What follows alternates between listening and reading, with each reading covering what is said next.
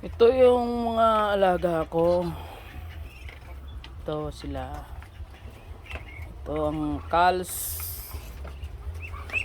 Ito yung naglilimlim na pato. Ay. Yan.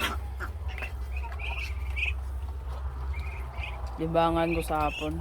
Sa umaga. Patanggal ang stress. Kung nakikita ko sila masaya ako.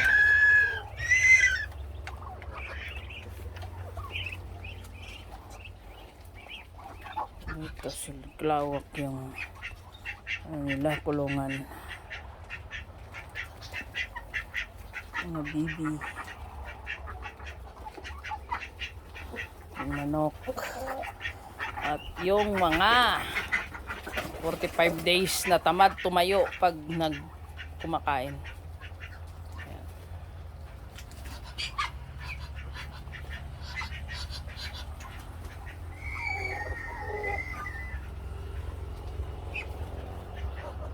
Ayan. Ayan. Ang kanilang kulungan.